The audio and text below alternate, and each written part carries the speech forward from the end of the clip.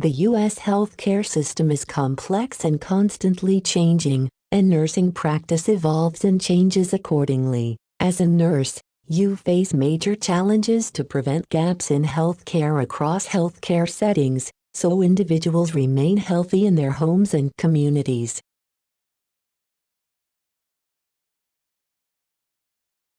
Uninsured patients present a challenge to healthcare and nursing because they are more likely to skip or delay treatment for acute and chronic illnesses and die prematurely. Challenges to healthcare leaders today include reducing healthcare costs while maintaining high-quality care for patients, improving access and coverage for more people, and encouraging healthy behaviors. Healthcare providers are discharging patients sooner from hospitals, resulting in more patients needing nursing homes or home care. The healthcare system of the new millennium is less service-oriented and more business-oriented because of cost-saving initiatives, which often causes tension between the caring and business aspects of healthcare.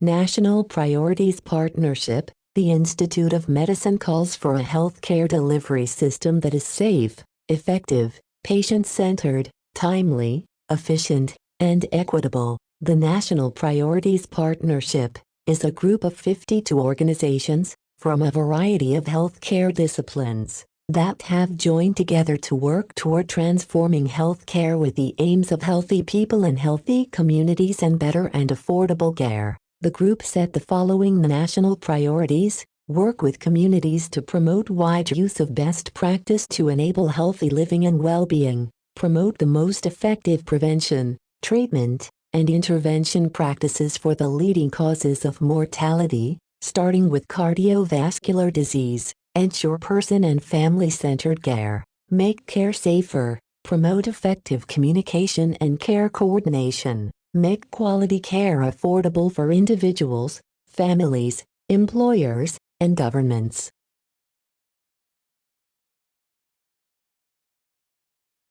The Institute of Medicine's vision for the healthcare system of the future makes quality care accessible to all populations, focuses on wellness and disease prevention, improves health outcomes, and provides compassionate care across a person's lifespan. Nursing continues to lead the way in change and retention of values for patient care while meeting the challenges of new roles and responsibilities. According to the Institute of Medicine, nurses need to be transformed by 1. Practicing to the full extent of their education and training, 2. Achieving higher levels of education and training through an improved education system that provides seamless progression, 3. Becoming full partners with physicians and other healthcare providers in redesigning the healthcare system, and 4. Improving data collection and information infrastructure for effective workforce planning and policy making.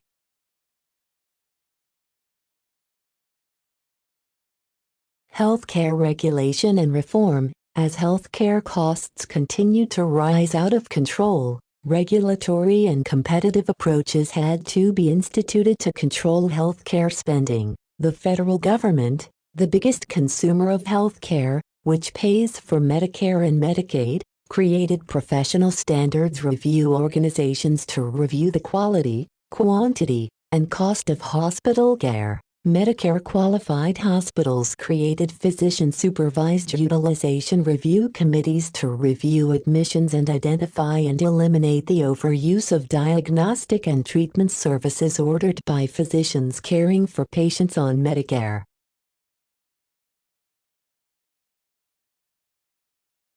The prospective payment system was established in 1983 to eliminate cost-based reimbursement. Each diagnosis-related group has a fixed reimbursement amount with adjustments. Healthcare facilities, such as hospitals, began to receive a specific dollar amount instead of cost-based fees. Most healthcare providers now receive capitated payments. Capitation means that the providers receive a fixed amount per patient or enrollee of a healthcare plan. Resource utilization groups are utilized in long-term care settings. In all settings, Healthcare providers try to manage costs so the organizations remain profitable. Managed care describes healthcare systems in which a provider or healthcare system receives a predetermined capitated payment for each patient enrolled in the program. In 2011, the National Quality Forum revised and defined a list of 29 never events that are devastating and preventable. These never events are organized into 7 categories: 1. Surgical, 2. Product or device, 3. Patient protection, 4. Care management, 5. Environmental, 6. Radiological, and 7. Critical.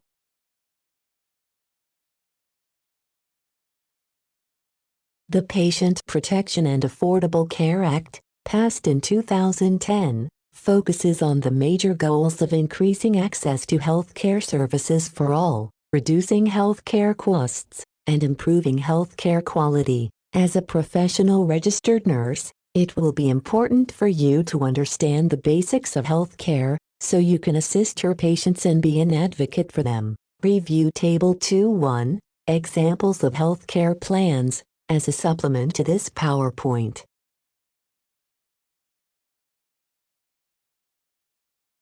The emphasis of the healthcare industry today is shifting from managing illness to managing health of a community and the environment. The Core Functions Project developed the Health Services Pyramid. The pyramid shows that population-based healthcare services provide the basis for preventive services. These services include primary, secondary, and tertiary healthcare. A wellness perspective focuses on the health of populations and the communities in which they live, rather than just on finding a cure for an individual's disease. Life expectancy for Americans has shown a steady increase over the past century. The reduction in mortality rates is credited to advancements in sanitation and prevention of infectious diseases, patient teaching, and injury prevention programs. Please review Box 2:1, Examples of Healthcare Services, as a supplement to this PowerPoint.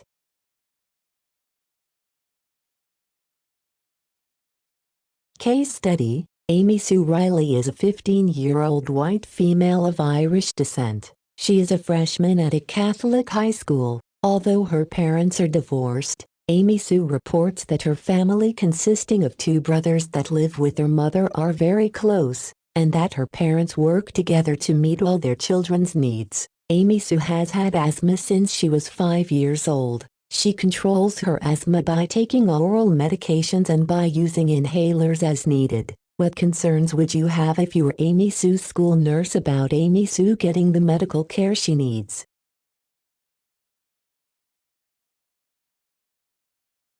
Possible concerns for the school nurse include: 1. Transferring medication to and from school. 2. Ensuring that Amy Sue keeps her inhalers with her when she visits her dad. And 3. Adjusting to a new routine in high school.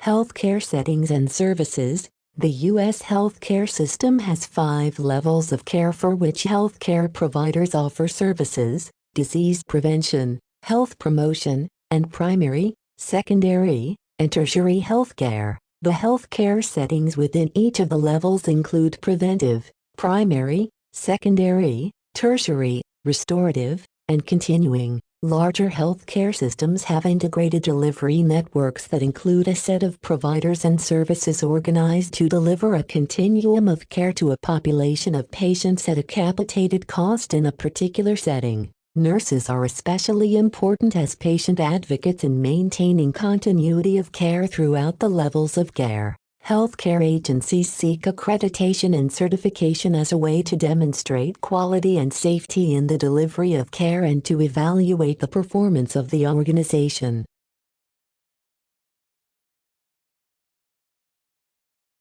Preventive and primary health. Preventive care focuses on reducing and controlling risk factors for disease through activities such as occupational health programs. Primary health care focuses on improved health outcomes for an entire population. It includes primary care and health education, proper nutrition, maternal and child health care, family planning, immunizations, and control of diseases. Primary health care requires collaboration among health professionals, healthcare leaders, and community members. Health promotion programs lower the overall costs of healthcare by reducing the incidence of disease, minimizing complications, and reducing the need to use more expensive healthcare resources.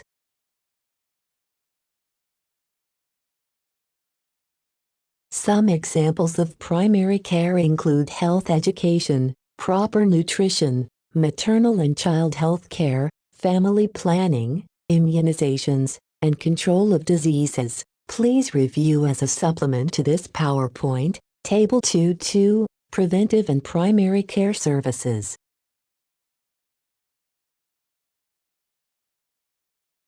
Secondary and tertiary care. Disease management is the most common and expensive service of a healthcare delivery system. Chronic illness causes disability, decreased quality of life, and increased healthcare costs. People who do not have healthcare insurance often wait longer before presenting for treatment, thus they are usually sicker and need more healthcare. As a result, secondary care and tertiary care, also called acute care, are more costly. Young adults turning 19 years of age are in danger of being uninsured because of the inability to attend college, instability with financial independence, and challenges finding employment with healthcare benefits. With the passage of the Patient Protection and Affordable Care Act in 2010, the number of young adults with either private health insurance coverage or employer-sponsored health insurance has increased. People in this age group are also less likely to see a doctor on a regular basis or to follow up on a problem if they do not have health insurance.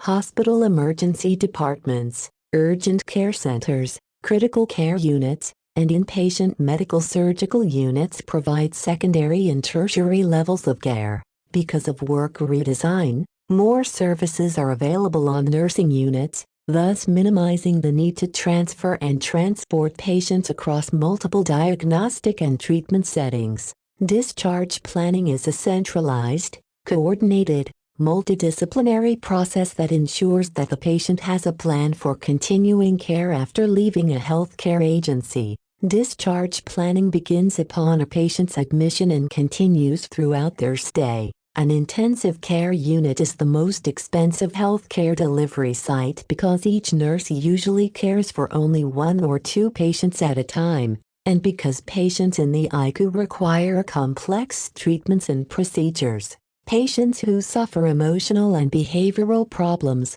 such as depression, violent behavior, and eating disorders, often require special counseling and treatment in psychiatric facilities. The Balanced Budget Act of 1997 changed the designation for rural hospitals to critical access hospitals if certain criteria were met. Critical care hospitals provide inpatient care to acutely ill or injured people before transferring them to better-equipped facilities.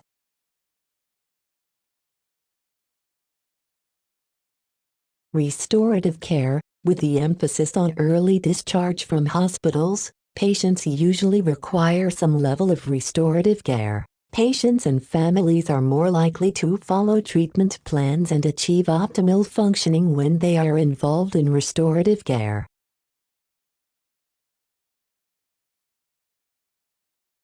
Nursing is one service most patients use in home care. However, home care also includes medical and social services including physical, occupational, speech, and respiratory therapy, as well as nutritional therapy. Most important, nurses need to be aware of other areas that directly affect home health care.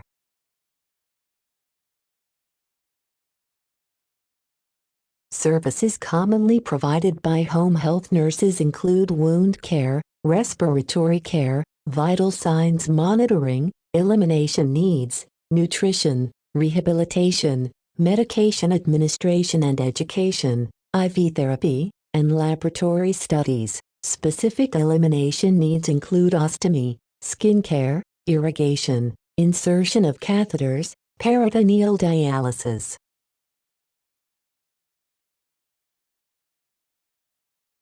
Rehabilitation restores a person to the fullest physical, mental, social, vocational, and economic potential possible. Rehabilitation should begin the moment a patient enters a healthcare setting for treatment. Initially, rehabilitation usually focuses on preventing complications related to an illness or injury. As the condition stabilizes, it helps to maximize a patient's functioning and level of independence. Rehabilitation occurs in hospitals, drug rehabilitation centers, outpatient settings, and homes.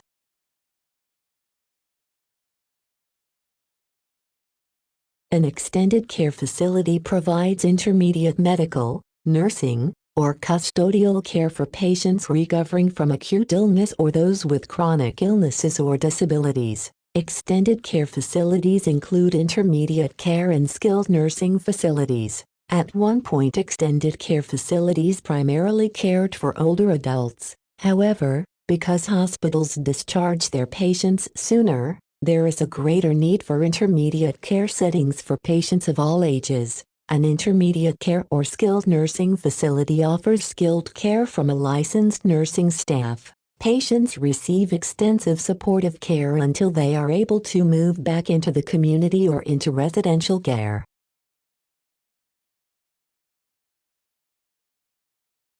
Continuing care describes the variety of health, personal, and social services provided over a prolonged period. The need for continuing care is increasing because people are living longer. Many of these people do not have family or others to care for them. Continuing care is typically for people who are disabled, functionally dependent, or suffering a terminal disease. It is available within the institutional settings or in the home. Examples include nursing centers or facilities, assisted living, respite care, adult day care centers, and hospice.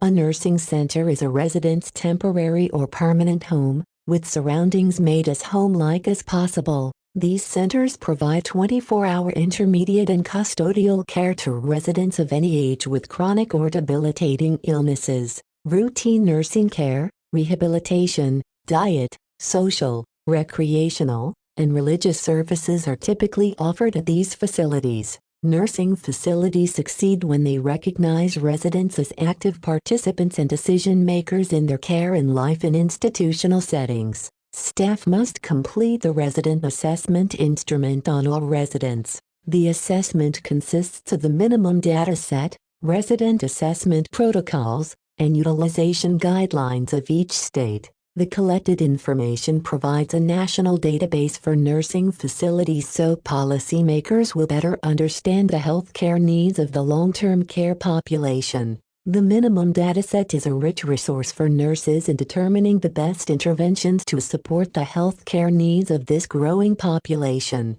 Review Box 2.2 Major regulatory requirements defined by the 1987 Omnibus Budget Reconciliation Act, and Box 2.3 Minimum data set and examples of resident assessment protocols as a supplement to this PowerPoint.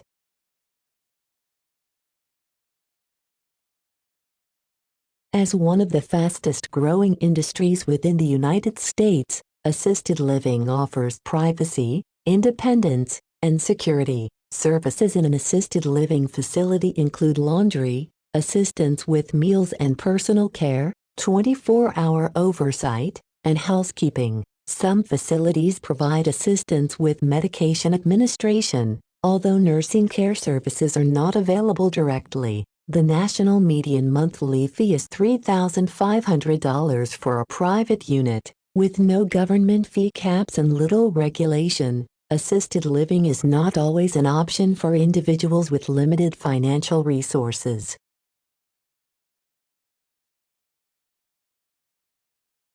Respite care is short-term health services to dependent older adults either in their home or in an institutional setting. The family caregiver usually not only has the responsibility for providing care to a loved one but often has to maintain a full-time job, raise a family, and manage the routines of daily living. There are few formal respite care programs in the United States because of cost. Currently, Medicare does not cover respite care, and Medicaid has strict requirements for services and eligibility.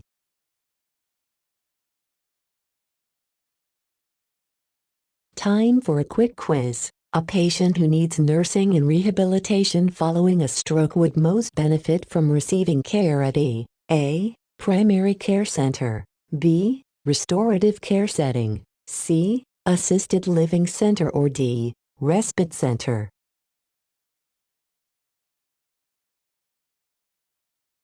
The answer is B. Restorative care setting. The goals of restorative care are to help individuals regain maximal functional status and enhance quality of life through promotion of independence and self-care.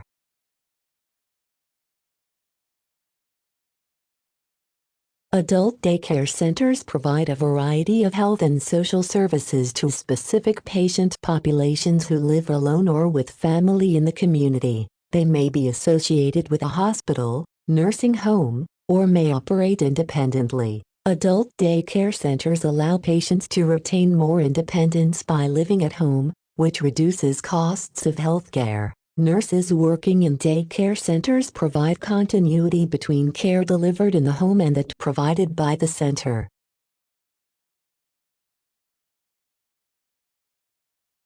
Hospice care is family-centered care that allows patients to live with comfort, independence, and dignity while easing the pains of terminal illness. Hospice care is typically provided to terminally ill patients who are expected to live 6 months or less. It focuses on palliative, not curative, care. Many hospice programs provide respite care, which is important in maintaining the health of the primary caregiver and family. Hospice care can be provided in the patient's home, an inpatient hospice unit, or a freestanding hospice home. The interdisciplinary team in the hospice works continuously with the patient's healthcare provider to develop and maintain a patient-directed individualized plan of care.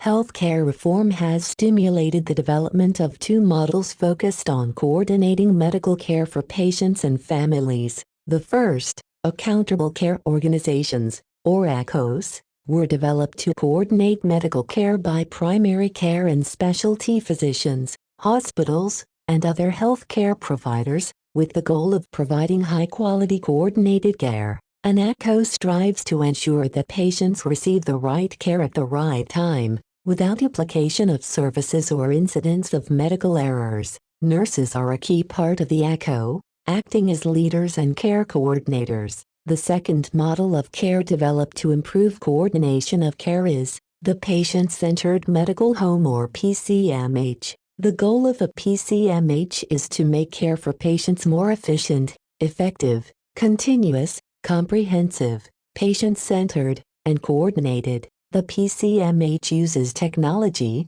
teamwork, and effective communication with patients to make care culturally sensitive and accessible, gather clinical data, promote patient participation in decision-making, and monitor patient outcomes. The primary care health provider functions as the hub of the PCMH.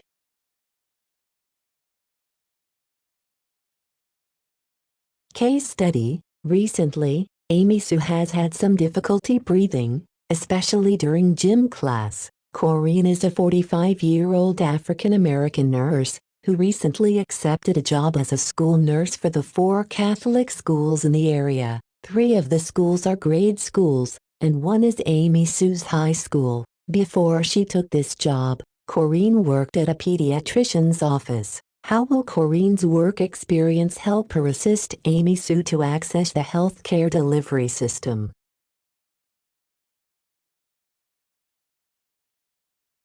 Corinne can refer Amy Sue and her family to a pediatrician for follow-up. Corinne can use her experience as a pediatric nurse to assist with providing interventions and education to Amy Sue and her family. Corinne can provide valuable resources to Amy Sue and her family, such as the American Lung Association, lung.org, and pediatricasthma.org.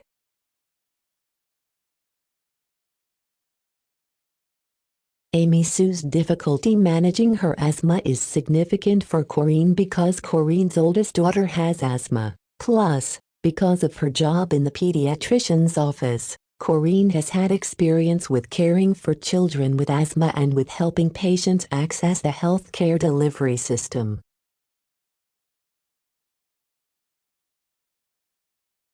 Issues in healthcare delivery. Despite the large number of practicing nurses, a critical shortage of nurses is projected in the United States. The healthcare practitioner competencies are an excellent tool for measuring how well a nurse practices nursing and can serve as a guide for the development of a professional nursing career. In addressing the continued challenge facing the healthcare system, the Institute of Medicine identified 5 interrelated competencies that are essential for all healthcare workers in the 21st century. The Institute of Medicine also identified 10 important rules of performance for a healthcare system to follow to better meet patient needs. Quality healthcare is the degree to which health services for individuals and populations increase the likelihood of desired health outcomes and are consistent with current professional knowledge. Safety is a critical part of quality healthcare. Pay-for-performance programs and public reporting of hospital quality data are designed to promote quality,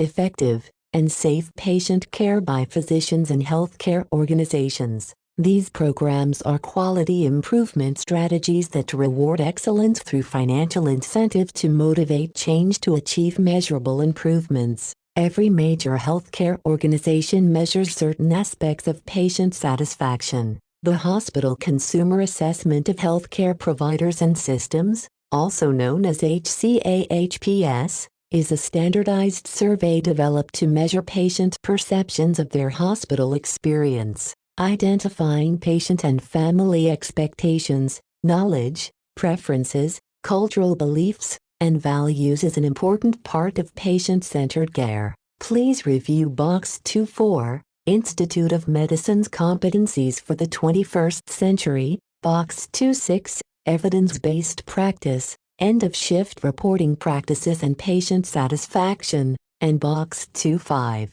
10 Rules of Performance in a Redesigned Healthcare System, as a supplement to this PowerPoint.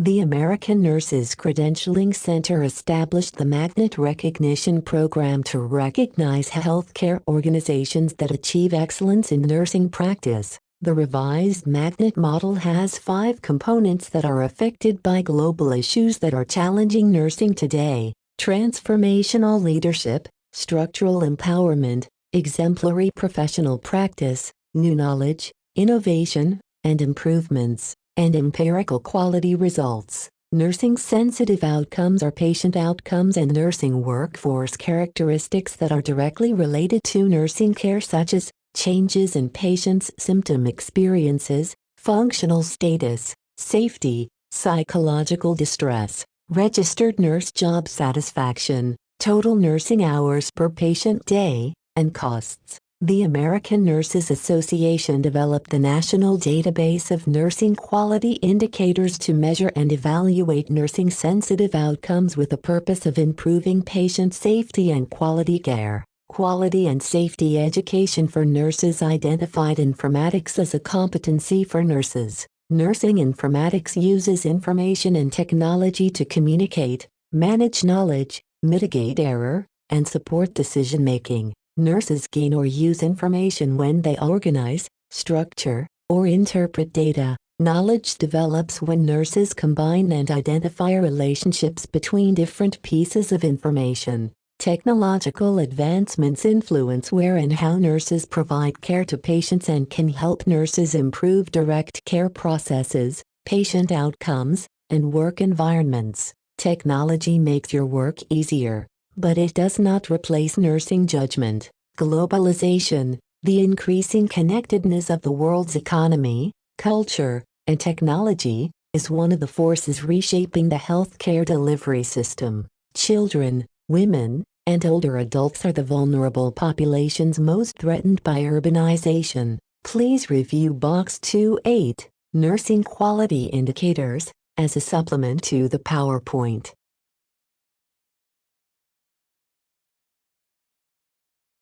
Time for a quick quiz. Technological advances in healthcare. A. Makes the nurse's job easier. B. Depersonalizes bedside patient care. C. Threatens the integrity of the healthcare industry. Or D. Does not replace sound personal judgment.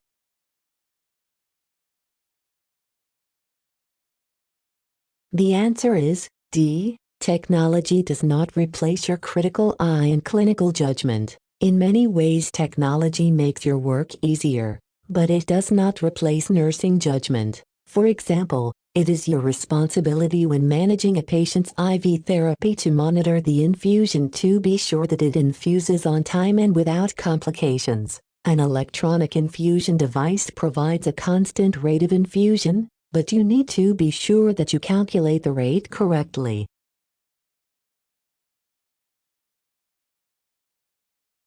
Quality and performance improvement. Every healthcare organization gathers data on a number of health outcome measures as a way to gauge and improve its quality of care. Quality data are the outcome of both quality improvement and performance improvement initiatives. Quality improvement is an approach to the continuous study and improvement of the processes of providing healthcare services to meet the needs of patients and others and inform healthcare policy. Performance measurement analyzes what an institution does and how well it does it. In performance improvement, an organization analyzes and evaluates current performance and uses the results to develop focused improvement actions. Quality improvement data inform you about how processes work within an organization and thus offer information about how to make evidence-based practice changes. A well-organized quality improvement program focuses on processes or systems that contribute to patient,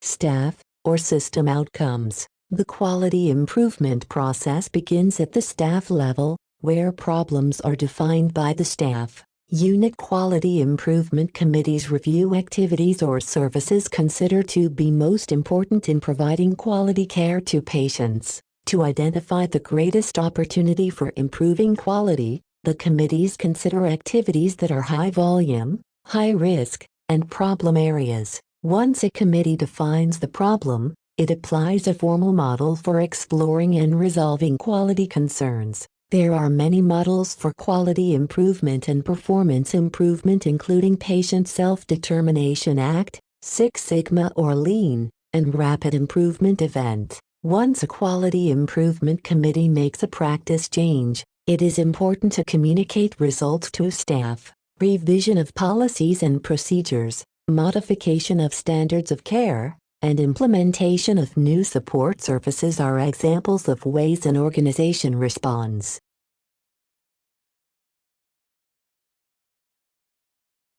Change opens up opportunities for improvement. Healthcare delivery systems need to address the needs of the uninsured and the underserved. Healthcare organizations are striving to become better prepared to deal with these and other challenges in healthcare. The solutions necessary to improve the quality of healthcare depend largely on the active participation of nurses. Nurses need to remain knowledgeable and proactive about issues in the healthcare delivery system to provide quality patient care and positively affect health.